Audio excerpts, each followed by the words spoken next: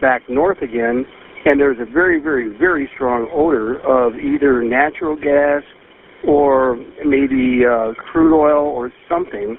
That first 911 call came into Calhoun County's Consolidated Dispatch Center at 9:25 Sunday night. But when Marshall City firefighters were sent to check it out, there was no mention of crude oil. I have an outdoor odor investigation at Brooks Arrow. It's a bad smell of natural gas. Firefighters may have already been primed to expect natural gas because those complaints are fairly common. A crude oil spill is not. That's the same exact location as the relay, I guess it is, for the gas line. It's just releasing pressure, is my impression. Yeah, we've been out there several times for that. Marshall City Fire Department then called out Marshall Township firefighters, mistakenly thinking the odor was coming from one of the township's own fire stations at one point. Firefighters worked the area back and forth, checking businesses and industries, but couldn't find the source. More people were calling. Word, is it safe? I mean, our house is like asphyxiated with the gas smell.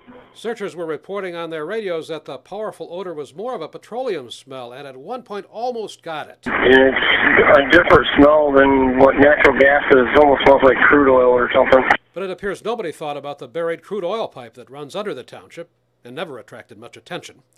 Some 90 minutes after the first call, firefighters reported they couldn't find the source, that it wasn't registering as a hazard on their natural gas meters, and they went home.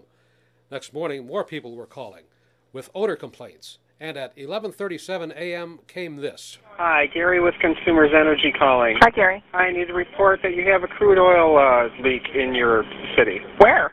Consumers crews were called out looking for a natural gas leak, too, and found the real danger. Our service people have found a creek filled with black oil. That triggered a big emergency response, but it was 3 hours after Enbridge, the pipeline company, said it had discovered the leak. The company has said it didn't report the leak to federal regulators because the rules allow them to wait until they know just how much oil was lost. Apparently, they didn't report it to the locals either. And we wondered if that spill might have been caught Sunday, if the dispatcher had mentioned the possibility that there was an odor of crude in the air.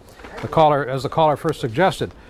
Dispatch mentioned only natural gas. The head of the emergency call center says no, it would have made no difference whatsoever. And he points out that firefighters themselves later thought the odor was more like crude than natural gas and still could not find the source of the leak. All of those 911 calls and scanner talk are on our website, woodtv.com. Henry Erb, 24 Hour News 8.